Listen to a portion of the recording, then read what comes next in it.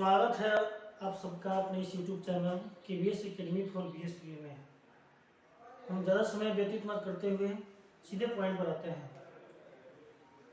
आज इस वीडियो में हम लोग बिहार बोर्ड के क्लास 10 का जो मैथ है एक्सरसाइज 1.1 यानी वास्तविक संख्या का जो चैप्टर है पहले अभ्यास को हम लोग सॉल्व करेंगे। अगर वीडियो अच्छा लगे तो आप लोग इसे लाइक करेंगे और सब्सक्राइब भी करेंगे। चलिए, पहला प्रश्न है कि निम्नलिखित संख्याओं का HCF ज्ञात करने के लिए यूक्लिड विभाजन एल्गोरिथ्म का प्रयोग करें। तो यूक्लिड विभाजन एल्गोरिथ्म है क्या, मैंने यहाँ लिख रखा है। यदि A और B दो धनात्मक पूर्णांक हो तथा A बड़ा हो B से, तो A बराबर BQ प्लस R, जहाँ 0 से बड़ा या बराबर R होता है और उससे भी बड़ा होता है B। हम लोग पूर्णांक समझेंगे पहले। तो सभी कोई जानते हैं पूर्णांक पूर्ण संख्याओं के समूह में पूर्ण संख्या शुरू होती है 0 से 0, 1, 2, 3 डॉट डॉट डॉट अनंत तक। फिर हम माइनस में आ जाएंगे -1, -2, -3 डॉट डॉट डॉट अनंत तक। तो इधर वाला धनात्मक पूर्णांक हो गए और इधर के जो है जितने भी ऋणात्मक पूर्णांक है। तो यूक्लिड साहब ने बताया कि दो पूर्णांक बड़े हो, जैसे मान लिया जाए एक 17 हो गया और एक 20 हो गया। दोनों में बड़ा कौन है? 20 बड़ा है। तो चूंकि 20 बड़ा है 17 से, तो 20 को हम लोग लिख सकते हैं, यानी 17 से इसमें जब भाग देंगे तो 17 गुने 1 मतलब जाएगा 3 शेषफल बचेगा ना। यानी विभाजन एल्गोरिथ्म आप लोग जानते हैं कि भाज्य बराबर भाजक गुने भागफल प्लस शेषफल होता है। तो यहाँ जो ये बात बोली गई है कि 0 से बड़ा या बराबर R होना चाहिए। तो ये शेषफल है, जैसे हम 17 से 20 में भाग देंगे तो हो गया हमारा भाजक, ठीक है, नहीं इसको बोलते हैं भाज्य, ये हो गया भाजक और ये हो गया भागफल। तो भाज्य को हम लोग A बोलते हैं, भाजक को B बोला जाता है, भागफल को Q बोला जाता है। इसे एक मर्तबे देंगे घटेगा तो 3 बचेगा, ये हमारा शेषफल हो गया। शेषफल को हम लोग R बोलते हैं। तो जो भी शेषफल हो या तो 0 होना चाहिए या इस 17 से छोटा होना चाहिए, 20 से छोटा होना चाहिए। यही बात समझने वाली बात है, ठीक है। तो हम लोग चलते हैं प्रश्न 1 को हल करने की तरफ। थोड़ा सा समझाना पड़ा। ओके, तो बचपन में आप सभी लोग सीखे होंगे HCF निकालने का, यानी महत्तम समापवर्तक सभी लोग पढ़े होंगे। वहीं थोड़ा सा दिमाग इसमें लगाना है, कोई ज़्यादा बड़ी चीज़ है नहीं।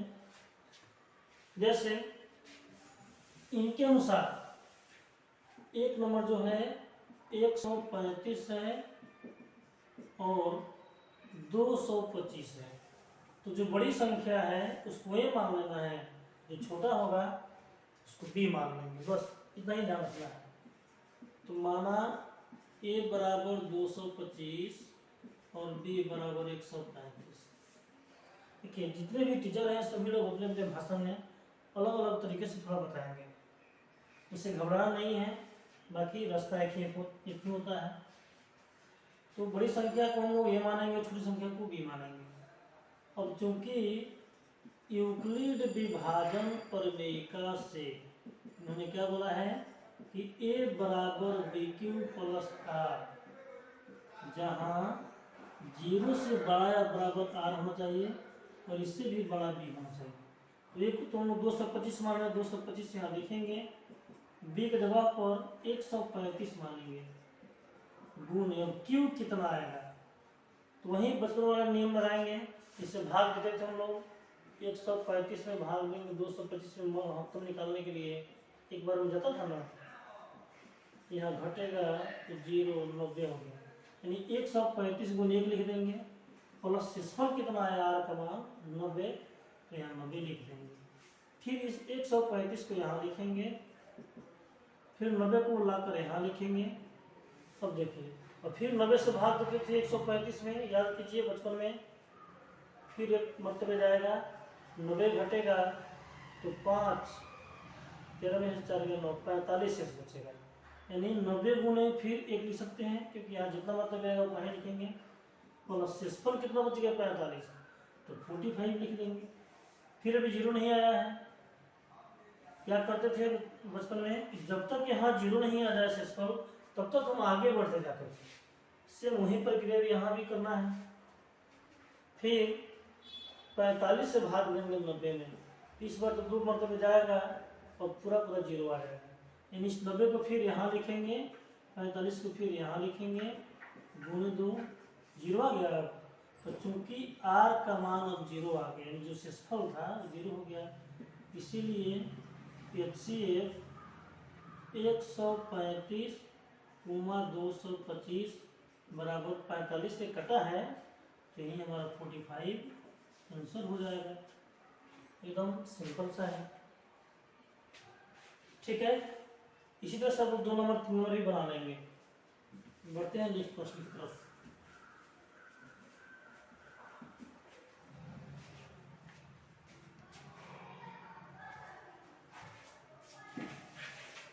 अगला प्रश्न है, दर्शाइए कि कोई भी धनात्मक विषम पूर्णांक 6q + 1 या 6q + 3 या 6q + 5 के रूप का होता है। विषम पूर्णांक और सम पूर्णांक, थोड़ा इसको समझा जाए बढ़िया से। सभी लोग बचपन से पढ़े होंगे सम संख्या, यानी जिस संख्या में 2 से पूरी भाग लग जाए सम संख्या होती है। और हम लोग क्या जानेंगे, जिस संख्या का इकाई अंक यदि 0 हो, 2 हो, 4 हो, 6 हो, 8 हो, वह सम संख्या है। लेकिन 10th क्लास में थोड़ा सा भाषा परिभाषा बदल जाता है। यहाँ क्या पढ़ेंगे, वह संख्या जो किसी प्राकृत संख्या या धनात्मक पूर्णांक की 2 गुनी, 4 गुनी, 6 गुनी या 8 गुनी हो, उसे सम पूर्णांक कहते हैं या सम संख्या कहते हैं। तो वह संख्या जो 2q, 4q, 6q या 8q के रूप की हो, जहां q कोई धनात्मक पूर्णांक है,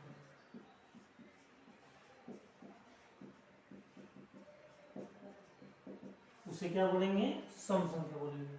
तो यही बात याद रखना है कि 10th क्लास में थोड़ा सा परिभाषा बदला है। बदला क्या है, वही चीज वही है, बट इसे समझेंगे इसी तरीका से कि जो संख्या किसी प्राकृत संख्या या धनात्मक पूर्णांक की 2 गुनी, 4 गुनी, 8 गुनी या 6 गुनी हो, तो वह समपूर्णांक होंगे। अब एक चीज और याद रखना है, किसी भी संख्या में, चाहे वो प्राकृत संख्या हो, पूर्ण संख्या हो या धनात्मक पूर्णांक हो, यदि सम संख्या से गुणा करेंगे तो सम संख्या ही प्राप्त होगा। यानी कोई भी प्राकृत संख्या में यदि सम संख्या से गुणा कर दें तो हमें जो प्राप्त होगा वो सम संख्या ही प्राप्त होगा। जैसे मान लीजिए 3 हो गया प्राकृत संख्या, सम संख्या इसमें से कोई भी ले सकते हैं, जैसे 6 हो गया तो 3 6 18 सम संख्या आ गया। तो कोई भी प्राकृत संख्या हो या धनात्मक पूर्णांक हो, उसको सम संख्या से जब गुणा करेंगे तो सम संख्या ही प्राप्त होती है, ठीक है। अब सम संख्या में यदि सम संख्या जोड़ दी जाए तो जो भी प्राप्त होगा वो सम संख्या ही प्राप्त होगा। जैसे 4 में यदि 12 जोड़ दें, दोनों सम संख्या हुआ तो 16 होगा। 24 में यदि 20 जोड़ दें तो 44 होगा, ये भी सम संख्या हुआ। लेकिन वहीं यदि सम संख्या में यदि विषम संख्या को जोड़ दी जाए तो जो प्राप्त संख्या होगी वो भी विषम ही होगी। जैसे 10 में यदि 3 जोड़ दें, 10 सम संख्या हुआ, 3 क्या हो गया विषम, तो 13 हो जाएगा। फिर 5 में यदि 12 जोड़ दें, यानी 5 हो गया विषम, 12 हो गया सम, जोड़ने पर 17 होगा, तो ये भी तो हमारा विषम हुआ और ये भी क्या हो जाएगा, विषम पूर्णांक ही होगा। इतनी बात समझ में आ रही है। सेम उसी तरह से यदि 2q, 2q यह तो सम पूर्णांक हुआ, अगर इसमें 1 जोड़ दें या 4q में 1 जोड़ दें या 6q में 1 जोड़ दें, तो ये सब क्या होंगे, विषम पूर्णांक होंगे। क्यों? क्योंकि सभी में ये सम पूर्णांकों में विषम पूर्णांक जुट रहा है। बस यही बात याद रखना है, ये क्वेश्चन सॉल्व हो जाएगा। ठीक है,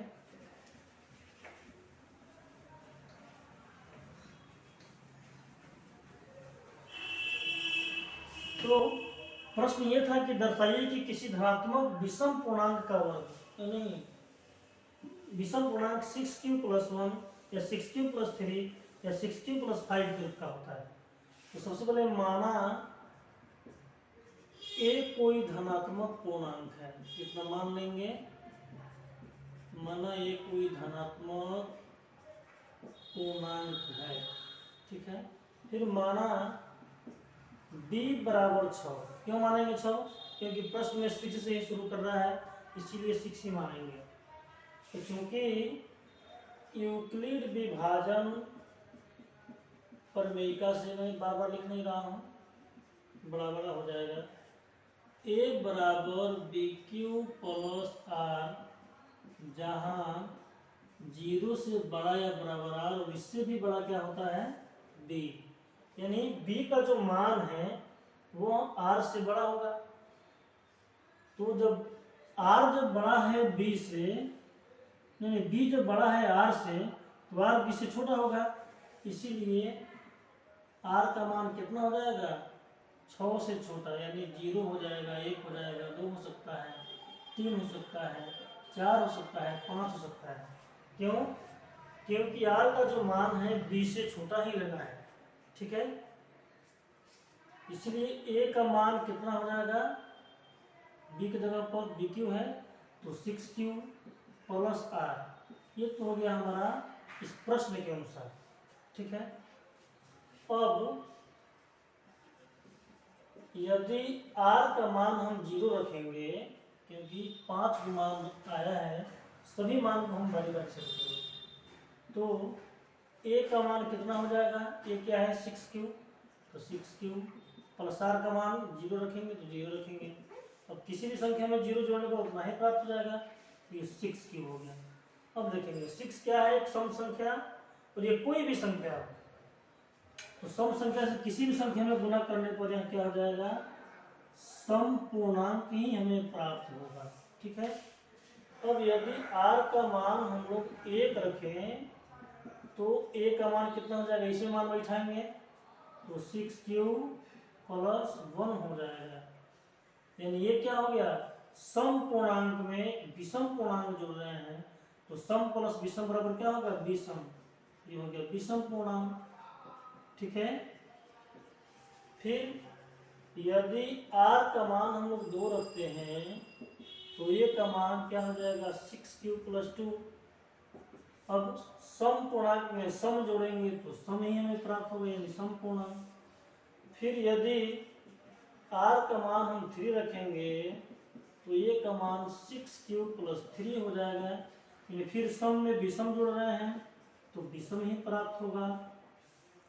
फिर यदि r का मान हम 4 रखें, तो a = 6q + 4 होगा, फिर सम में जब सम जोड़ेंगे तो ये सम ही प्राप्त होगा। ठीक है, फिर यदि r = 5 रखें, तो a = 6q + 5 हो जाएगा, जो कि एक विषम पूर्णांक हो गया। अब हम देखेंगे विषम कौन कौन है, तो विषम ये है, विषम ये है, विषम ये है, यही तो प्रश्न पूछ रहा था। तो क्या लिखेंगे, अतः स्पष्ट है, लास्ट में क्या लिखेंगे, अतः स्पष्ट है, लिख ही देते हैं, स्पष्ट है कि कोई भी धनात्मक विषम पूर्णांक 6q प्लस 1 या 6q प्लस 3 या 6q प्लस 5 के रूप का होता है। बस हो गया।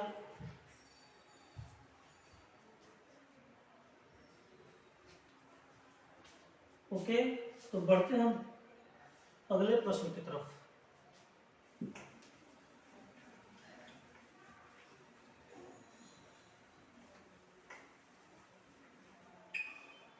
अगला प्रश्न है कि किसी परेड में 616 सदस्यों वाली एक सेना की टुकड़ी को 32 सदस्यों वाली एक आर्मी बैंड के पीछे मार्च करना है, यानी मार्च करना है। ठीक है, दोनों समूहों को समान संख्या वाले स्तंभों में मार्च करना है। तो उन स्तंभों की अधिकतम संख्या क्या है जिसमें वे मार्च कर सकते हैं। देखो, देखिए दोनों जो टुकड़ी है उसको मार्च करना है, यानी मिलाना है। तो जहां भी मार्च वाली बात होगी एकदम वहां HCF भी निकालते हैं, महत्तम समापवर्तक निकालते हैं।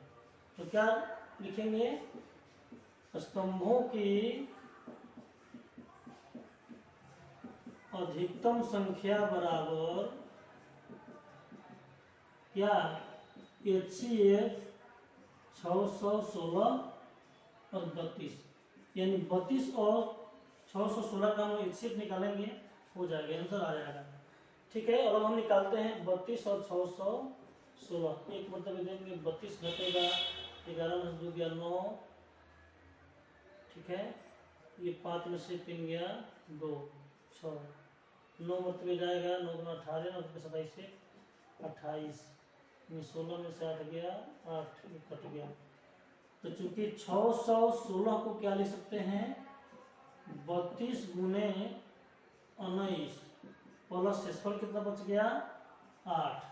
फिर इस 32 को क्या लिख सकते हैं, 8 को यहाँ लाएंगे तो 8 चौका 32 होता है ना, यानी 8 से जब इस 32 में भाग देंगे तो 8 चौका 32, 0 आ गया, 0 आ गया।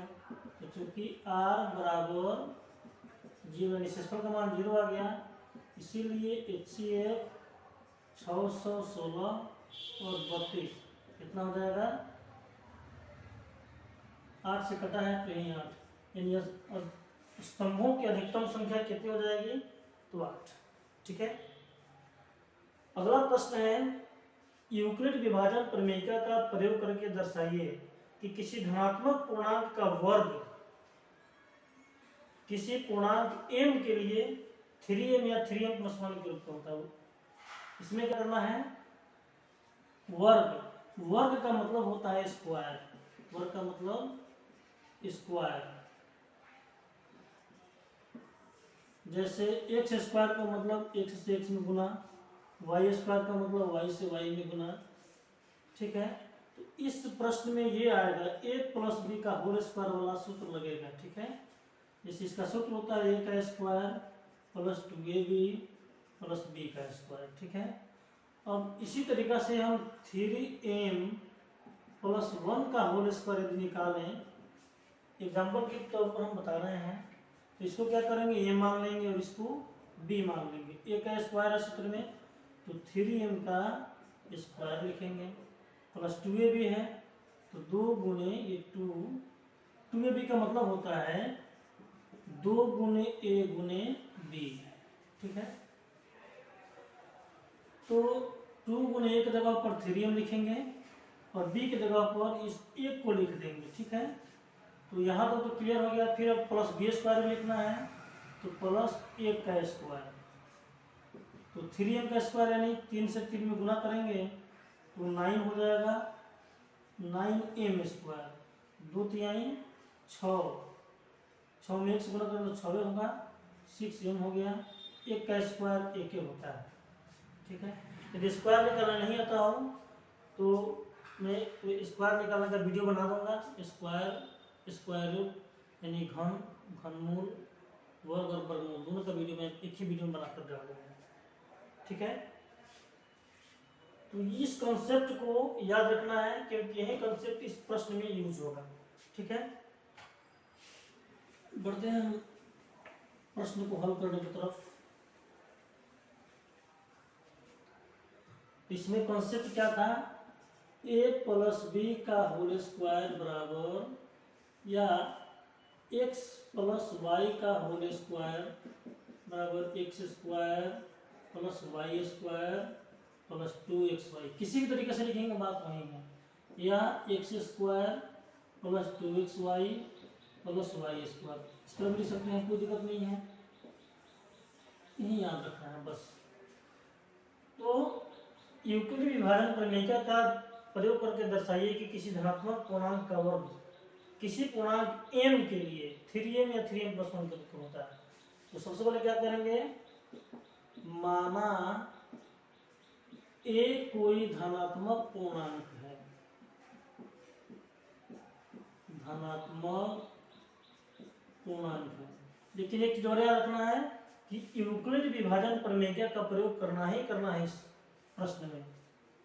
फिर मानेंगे, माना b बराबर 3 मानेंगे, क्योंकि प्रश्न में 3m या 3m प्लस 1 के रूप का होता है, ये पूछ रहा है, ठीक है। तो चूंकि यूक्लिड विभाजन प्रमेयिका से मैंने क्या बोला था यूक्लिड साहब ने कि a बराबर बी क्यू प्लस आर, जहाँ 0 से बड़ा या बराबर r होगा, इससे भी बड़ा क्या होगा, b होगा। तो इसीलिए a का जो मान होगा 3q प्लस r होगा, तथा r का जो मान होगा b से छोटा होगा, 0 हो सकता है, 1 हो सकता है, 2 हो सकता है, यानी b का मान जब 3 माने हैं तो r का मान 3 से छोटा ही लेंगे, 0, 1, 2, ठीक है। तो यदि यहाँ लिखते हैं, यदि r का मान हम 0 रखें तो a का मान कितना हो जाएगा, 3q प्लस 0, यानी 3q ही होगा। अब प्रश्न में ये बोल रहा है कि उसका स्क्वायर भी करना है, तो क्या करेंगे, अब a का स्क्वायर करेंगे, a का मान कितना है 3q, तो 3q का स्क्वायर करेंगे तो गुना करने पर 3 दिखाई 9q स्क्वायर हो जाएगा। अब इसको हम 3 इंटू 3q का स्क्वायर लिख सकते हैं, क्योंकि 3 कॉमन ले लेंगे। 3 कॉमन इसलिए लेंगे क्योंकि प्रश्न में बोल रहा है 3m या 3m प्लस 1 के रूप का ही लाना है, यह उसी रूप का होता ही है। हम इसे क्या लिखेंगे, डायरेक्ट 3m, जहाँ m बराबर पोस्ट में जो लिखे थे उसको m के बराबर में लिख सकते हैं 3q स्क्वायर। तो r का मान 0 तो हम लोग रख दिए, अब क्या रखना है, 1 रखना है। अब यदि r का मान हम लोग 1 रखेंगे तो a का मान कितना हो जाएगा, 3q प्लस 1। अब इसका भी स्क्वायर निकालना है, यानी a का स्क्वायर, इसका स्क्वायर निकालना होगा, ये ना होगा, यहाँ ये था, तो 3q प्लस 1 का स्क्वायर निकालेंगे। सेम वही जो सूत्र बताए थे, इसको ये मान लेंगे, तो 3q का होल स्क्वायर लिखेंगे प्लस 2ab, तो 2 गुणे की जगह पर 3q, b की जगह पर 1 प्लस 1 का स्क्वायर लिख देंगे। ये कितना हो गया, 3 तिहाई 9q स्क्वायर हो जाएगा, 2 तिहाई 6, 6 से गुना करेंगे 6 ही होगा, ये 6q हो गया, 1 का स्क्वायर 1 हो गया।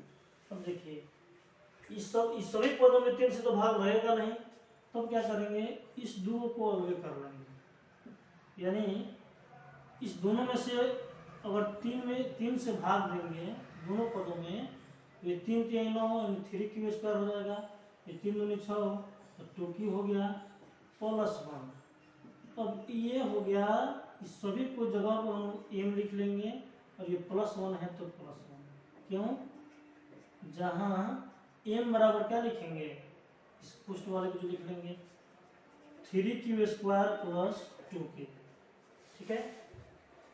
अब हमने इसका भी मान रख दिया, अब 2 का भी मान रखना है।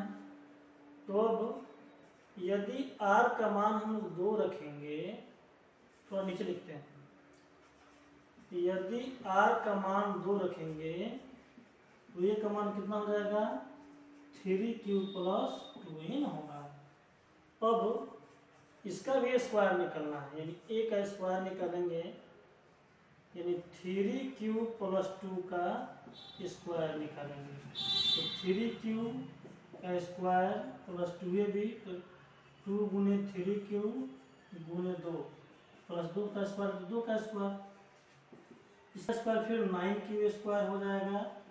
2 3 6, 6 दूनी 12 हो गया। 2 का स्क्वायर 4 हो गया। तो देखिए 3 में तो इसमें तो भाग लग जाएगा, लेकिन इसमें भाग नहीं लगेगा। इसको 2 पार्ट में तोड़ेंगे। कैसे?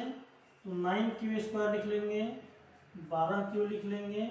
इस 4 को हम लोग 3 प्लस 1 भी लिख सकते हैं।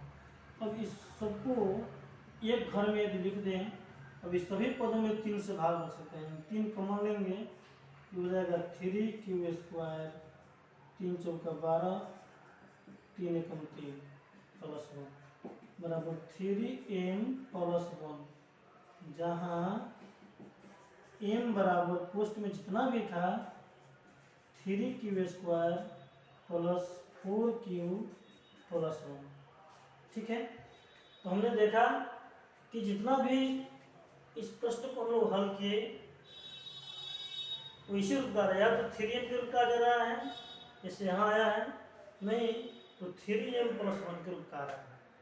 तो बाद में क्या लिखेंगे? तो स्पष्ट है कि किसी धनात्मक पूर्णांक का वर्ग किसी पूर्णांक m के लिए 3m या 3m प्लस 1 के रूप का होता है।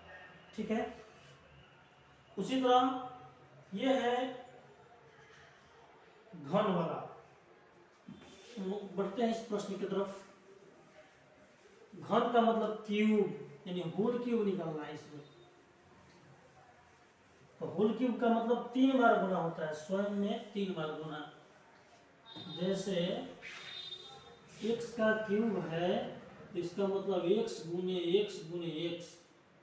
उसी तरह a प्लस b का होल क्यूब है, होल क्यूब, इसका मतलब a cube plus b cube plus 3ab into a plus b।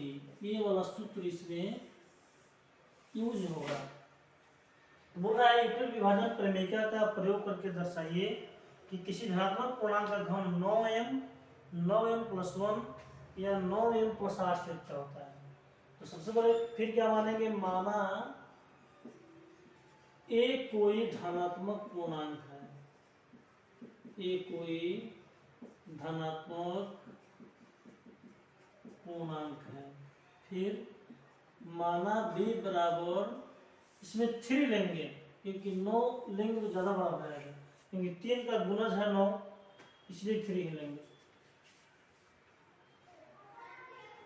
तो चूंकि यूक्लिड विभाजन प्रमेयिका से a बराबर bq प्लस r, ये लिखना पड़ेगा क्योंकि प्रश्न में बोल रहा है तो उसका यूज करना है। तो जहाँ 0 से बड़ा या बराबर r, इससे भी बड़ा क्या होगा? b होगा। तो a का मान क्या हो जाएगा? 3q प्लस r, और r का मान क्या हो जाएगा? 3 से छोटा, 0 1 2। अब यदि r का मान हम 0 रखेंगे तो a का मान कितना हो जाएगा? 3q प्लस 0, यानी 3q ही होगा। अब इसका होल क्यूब करना है। अब क्या करना है? a का क्यूब, क्योंकि प्रश्न में बोल रहा है कि घन का मतलब उसका क्यूब करना पड़ेगा, यानी 3q का होल क्यूब करेंगे। तो 3 बार गुना, यानी 3q गुने 3q गुने 3q, यही ना बताए हैं। 3 बार गुना करने पर 27 हो जाएगा, और ये क्यूब को 3 बार गुना करने पर क्यूब हो जाएगा। फिर अब हम लोग इसे लाना है किस रूप में? 9m या 9m प्लस 1 के रूप में। तो हम लोग इसे क्या लिख सकते हैं? 9 गुने 9 से इसे हम भाग देंगे तो 3 मतलब कटेगा ना, यानी 3q। अब इसे लिख सकते हैं 9m, जहां m बराबर 3q, यानी मान लिया क्या कि m का मान इतना है, जीरो रख दिए हम लोग। अब यदि r बराबर हम लोग 1 रखेंगे तो ये का मान कितना हो जाएगा, 3q प्लस, यही ना आ रहा है ए का मान, तो 3q प्लस 1 हो जाएगा। और फिर क्या करेंगे, इसका वर्ग करेंगे, घन करेंगे। अब एक का क्यूब करेंगे, यानी 3q प्लस 1 का होल क्यूब करेंगे। फिर हम यही सूत्र लगाएंगे, ए क्यूब तो 3q का क्यूब प्लस बी क्यूब है तो 1 का क्यूब प्लस 3ab है तो 3 गुने 3q गुने 1, क्योंकि इसको ए मानेंगे और इसको बी मानेंगे, इंटू ए प्लस बी है तो 3q प्लस 1 मान लेंगे। ठीक है, इसका होल क्यूब तो 27q क्यूब हो जाएगा, 1 का होल क्यूब 1 होगा, 3 3 9 9q हो गया, इंटू 3q प्लस 1, फिर 27q का whole cube plus 1, 9 3 27, cube square हो जाएगा, क्यू से क्यू में गुना हो तो क्यू का स्क्वायर होगा, 9q से 1 में जब गुना होगा तो 9q हो जाएगा। अब देखेंगे यहाँ एक छट रहा है, इसको उधर लिख देंगे तो 27q cube plus 27q square plus 9q। अब इस एक को इधर लिख देंगे, अब इस सबको क्या करेंगे, घर में ले लेंगे, लिखेंगे। अब इस सब में 9 से भाग लग सकता है तो 9 ले लेंगे कॉमन, इसमें भाग देंगे तो 3 मतलब 3 कटेगा तो 9 3 27 तो 3q हो गया, फिर ये 3q स्क्वायर हो जाएगा, ये 9 को 9 तो सिर्फ क्यू हो जाएगा प्लस 1। अब इसे हम क्या ले सकते हैं, 9 जितना भी पोस्ट में था उसको m मान लेंगे और लास्ट में जो था इतना, तो जहाँ m बराबर 3q cube plus 3q square plus q, इसको भी क्या लिखेंगे, मान लिया। ठीक है, तो हम लोग इसका भी मान रख दिया। अब आप लोग भी क्या करेंगे, अब r का मान 2 रखेंगे तो 3q प्लस 2 हो जाएगा। अब उसका होल क्यों निकालेंगे, देखेंगे एकदम वो भी 9m प्लस 1 का ही दिखता है, तो लास्ट में क्या लिखेंगे। अतः स्पष्ट है कि किसी भी धनात्मक पूर्णांक का घन 9m या 9m प्लस 1 के रूप का होता है। Thank you for watching. और हाँ, एक बात तो कहना ही भूल गया, अगर आप बिहार बोर्ड के स्टूडेंट हैं तो आप इस चैनल को सब्सक्राइब कर लीजिए, क्योंकि मैथ के हर चैप्टर में लेकर आऊँगा। धन्यवाद।